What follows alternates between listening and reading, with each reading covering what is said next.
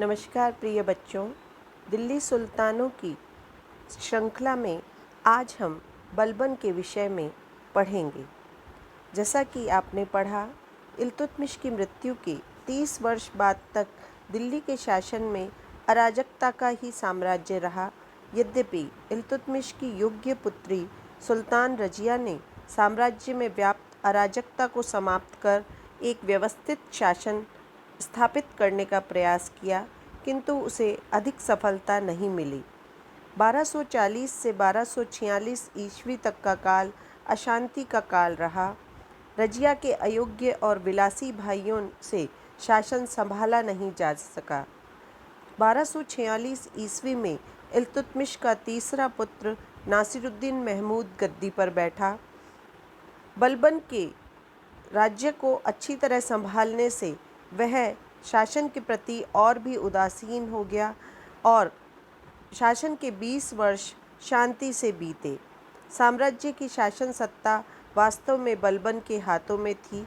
जैसा कि किसी इतिहासकार ने कहा है कि नाम का शासक इल्तुतमिश का तीसरा पुत्र नासिरुद्दीन महमूद था, लेकिन सत्ता की डोर बलबन के मजबूत हाथों में थी। किंतु फरिश्ता लिखता है कि नासिरुद्दीन इतना अयोग्य और प्रशासन के प्रति उदासीन नहीं था जितना कि उसे बताया गया है।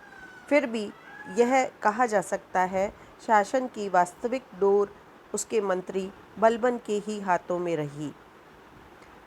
बलबन का प्रारंभिक जीवन। गयासुद्दीन बलबन का नाम बहाउद्दीन था तथा उसका जन्म तुर्किस्तान के इलबारी तुर्क कबीले में हुआ था। उसका पिता 10,000 परिवारों का सरदार था, किंतु बाल्यावस्था में बलबन मंगोलों द्वारा बंदी बना लिया गया था। मंगोलों ने उसे बगदाद के ख्वाजा जमालुद्दीन को बेच दिया। जमालुद्दीन उसे 1232 ईस्वी में दिल्ली लाया, जहां इल्तुतमिश ने उसे खरीद लिया और अपना खासदार नियुक्त किया। रजिया ने अपने शासनकाल में उसे अमीर शिकार बनाया और रजिया के विरुद्ध ही उसने बगावत में भी भाग लिया। इस बात से प्रसन्न होकर बहराम शाह ने उसे रेवाड़ी और हाँसी का सूबेदार बनाया। 1245 ईस्वी में मंगोलों ने सिंध पर आक्रमण किया, जिन्हें बलबन ने वीरता से वापस लौटा दिया। इस पर मशरूद शाह ने उसे अमीर हाजिब बनाया। 1246 ईस्वी में जब नासिरुद्दीन सुल्तान बना तो बलबन को एक योग्य व्यक्ति पाकर उसे नायब मालिकात नियुक्त किया। 1249 ईस्वी में बलबन ने अपनी पुत्री का विवाह नासिरुद्दीन से कर दिया तो सुल्तान ने उसे उलुग खां की उपाधि से शोभायमान किया। इसके उपरांत अप्रत्यक्ष रूप से प्रभुसत्ता बलबन के हाथ में आ गई। अब हम बलबन के प्रधानमंत्री के रूप में कार्यकाल में उसके द्वारा प्राप्त की गई उपलब्धियों के विषय में थोड़ा सा जानने का प्रयास करेंगे। यह समय 1246 से 1266 ईस्वी का रहा। वह वास्तव में एक प्रतिभा संपन्न व्यक्ति था। एक निम्न पद से उच्च पद पर अपनी बुद्धिमत्ता और चतुराई से पहुंचा। शीघ्र ही वह नासिरुद्दीन का विश्वास पात्र बन गया और अपने को इस योग्य प्रमाणित भी किया। यद्यपि तुर्क अमीरों द्वारा षड्यंत्र रचने और विश्वासघात करने का युग था, फिर भी बलबन ने 20 वर्ष अपने स्वामी की अनन्य भक्ति के साथ सेवा की। नासिरुद्दीन का काल महान संकट का काल था। इल्तुतमिश के निर्बल उत्तराधिकारियों की निर्बलता का लाभ उठाकर अमीर अपना सिर उठा रहे थे। राजपूत नरेश स्वतंत्र होने का प्रयास कर रहे थे। उत्तर पश्चिम में मंगोलों के निरंतर आक्रमण हो रहे थे, किंतु बलबन ने अपनी वीरता, योग्यता और कूटनीति से सबको ठिकाने लगा दिया। इससे सल्तनत में उसका भारी प्रभाव छा गया और तुर्की अमीर उससे ईर्ष्या रखने लगे। इमामुद्दीन रायहन के नेतृत्व में विरोधी दरबारी बलबन को गद्दी से हटाने का प्रयास करने लगे। बलबन की निरंकुशता से स्वयं सुल्तान भी अप्रसन्न था। अतः जब बलबन के विरोधी निरंतर उसके विरुद्ध सुल्तान के कान भरने लगे तो सुल्तान ने मार्च 1253 ईस्वी में उसे प्रधानमंत्री पद से हटा दिया। बलबन के गद्दी से हटते ही सुल्तान के दरबार में विभिन्न स्थानों पर नई नियुक्तियां की गई और बलबन के समय के अधिकारियों को पदों से हटा दिया। यहाँ तक कि मिन्हाजुस सिराज को काजी पद से भी हटा दिया गया। इसके स्थान पर शमशुद्दीन को मुख्य काजी बनाया गया। यद्यपि निम्न वर्ग के लोग रायहन के शासन से संतुष्ट थे, तथापि देश का शासन सूत्र शीघ्रता से निर्बल होने लगा। ईश्वरी प्रसाद लिखते हैं कि शासन प्रबंध में शिथिलता आने लगी, सारे राज्य में अव्यवस्था फैल गई और षड्यंत्र रचे जाने लगे। यह देख सुल्तान ने पुनः बलबन को फरवरी 1254 ईस्वी में अपना प्रधानमंत्री बना लिया। इस प्रकार रायहन मुश्किल से 1 वर्ष सत्ता में रहा और उसे बदायूं भेज दिया गया। बलबन ने विद्रोही हिंदुओं का दमन किया। प्रथम प्रशासन में अपनी स्थिति को सुदृढ़ करना तथा स्वामी के राज्य को सुरक्षित करना, ये उसके 2 मुख्य उद्देश्य थे, जिनकी पूर्ति के लिए उसने शक्ति का सहारा लिया।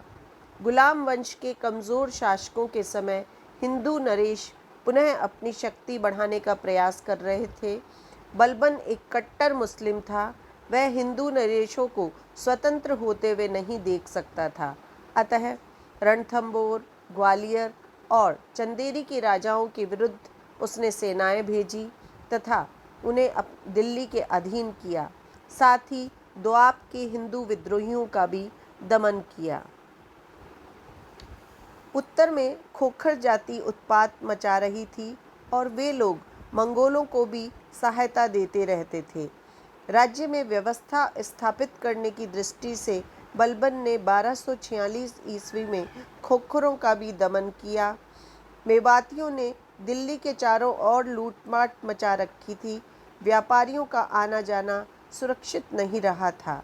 बलबन ने उन मेवातियों को दबाने के लिए एक विशाल और संगठित सेना भेजी तथा उस सेना ने मेवातियों का निर्दयता से दमन किया। सूबेदार सुल्तान के अधीन तब तक ही रहते हैं जब तक कि सुल्तान शक्तिशाली होता है। जियाउद्दीन बर्नी तत्कालीन राजनीतिक परिस्थितियों पर प्रकाश डालते हुए लिखता है कि सरकार का भय जो सुशासन का आधार होता है तथा राज्य के वैभव तथा समृद्धि का स्रोत होता है, लोगों के हृदय से जाता रहा था। सूबेदार लोग पुनः स्वतंत्र होने का प्रयास कर रहे थे। 1255 ईस्वी में अवध के सूबेदार कुतुब खां और सिंध के सूबेदार किशलू खां ने विद्रोह कर दिए।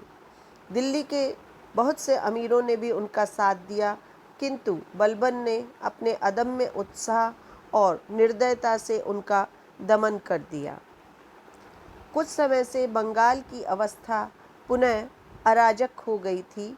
वहाँ के सूबेदार तुगान खां ने दिल्ली से अपना संबंध विच्छेद कर अवध पर आक्रमण कर दिया और जाजनगर के राजा जब तुगान खां को हरा दिया और उसने सुल्तान से सहायता मांगी।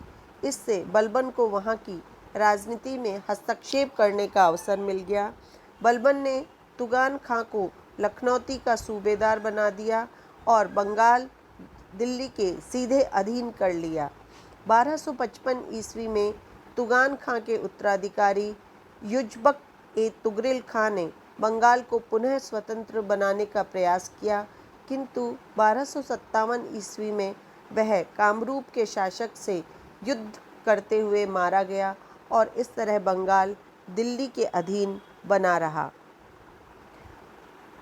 आंतरिक शांति स्थापित होने के बाद बलबन ने बाह्य सुरक्षा की ओर ध्यान दिया। इस समय तक मंगोल पुनः शक्तिशाली हो गए थे।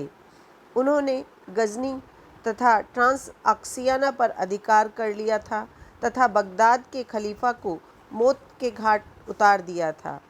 सिंध और पंजाब पर उनके निरंतर आक्रमण होने लगे थे। उनके आक्रमणों को रोकने के लिए बलबन ने एक शक्तिशाली सेना को सीमा पर तैनात किया और सीमा पर सुदृढ़ दुर्गों का निर्माण करवाया। इस प्रकार बलबन ने नासिरुद्दीन के साम्राज्य को बाह्य संकट से बचाए रखा। हम देखते हैं कि बलबन ने अपने प्रधानमंत्री रूप में 20 साल के काल में अनेक महान कार्य किए। नासिरुद्दीन के शासनकाल में व्याप्त अराजकता को नष्ट कर शांति स्थापित करने का श्रेय बलबन को दिया जा सकता है। उसने हिंदू विद्रोहियों को दबाया और असंतुष्ट तुर्की अमीरों को सुल्तान का स्वामी भक्त बनाया। भयंकर लड़ाकू मंगोलों के आक्रमण से साम्राज्य को सुरक्षित रखने का श्रेय भी बलबन को ही जाता है। आज के व्याख्यान में इतना ही। सुल्तान के रूप में बलबन की उपलब्धियों और उसकी राजत्व व्यवस्था के बारे में हम अगले व्याख्यान में पढ़ेंगे। धन्यवाद बच्चों।